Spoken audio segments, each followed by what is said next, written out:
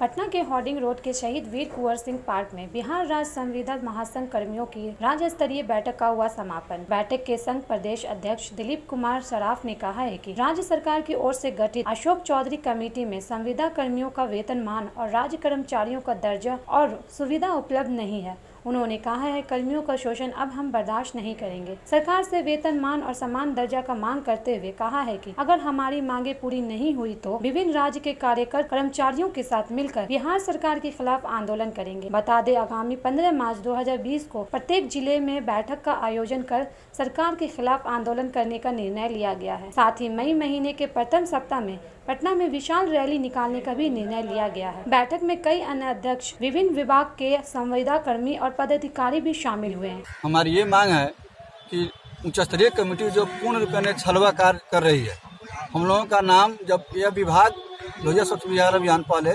PhD के माध्यम से गाइड होती थी। 2015 में हम लोगों का पूरा डिटेल जो है उच्च स्तरीय कमेटी में दिया गया और रिसीविंग हम लोग कराए हुए हैं। इसके बाद भी हम लोग अनेकों बार उनसे मिले और बार बार आश्वासन दिया गया कि आप लोगों को भी हम उसमें दर्ज कर रहे हैं, लेकिन आज तक हम लोगों का नाम उसमें उच्च स्तरीय कमेटी में दर्ज नहीं किया गया। EPF की बात है, EPF के लिए भी हम लोग का EPF आज भी नहीं कटता है और इसके लिए भी हम लोग 3-4 बार वहाँ पर मिल चुके हैं।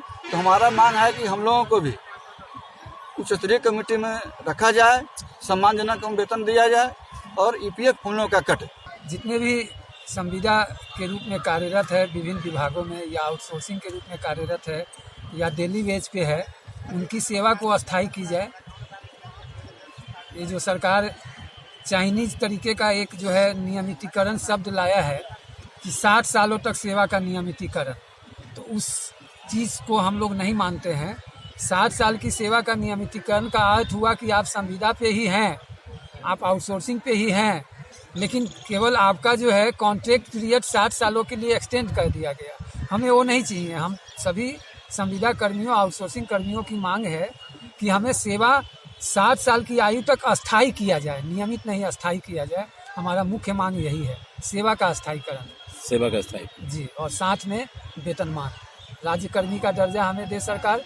हमारा मामला सर, हम अकेले हैं, बच्चे हमारे 2 हैं। जिस तरह से इसमें पेमेंट मिलता है, पेमेंट हमारे मतलब कि घड़ी नहीं चल पाता है, ना हमारी सरकारी नौकरी हो रही है कि हम उससे अपना गुजर बसर कर सके। सर, हमारे हस्बैंड भी नहीं है, बहुत प्रॉब्लम हो रही है। शोषण इस तरह से हो रहा है, सामने वाला इस तरह से बोल रहे हैं, लग रहा है कि वहाँ पे हम एकदम बंधुआ मजदूर की तरह हैं।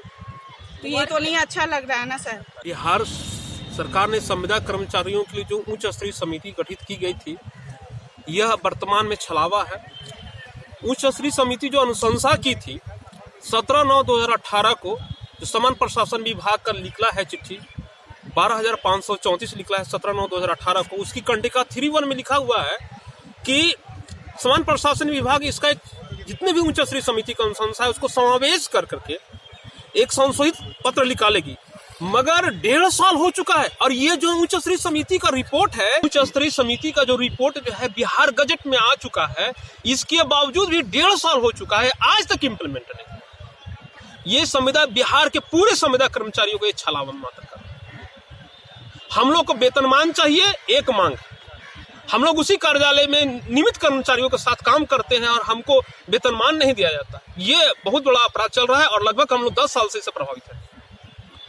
हर घर में संविदा कर्मचारी है, मगर सबको मूर्ख बनाया जा रहा है। वर्तमान सरकार हमारे विचार में कुछ नहीं सोच रही है और हम लोग इनके खिलाफ में इस बार विधानसभा चुनाव में हम लोग वोट देंगे। हम लोग की संख्या 10 लाख है और उनके सब परिवार वोटर के रूप में अगर उसको हर घर में 5 है, 50 लाख की संख्या जो राज्य सरकार के विरुद्ध में इस बार वोट देगा। पटना से नसीम रब्बानी के साथ उस्मा शाहीन की रिपोर्ट, ATN लाइव।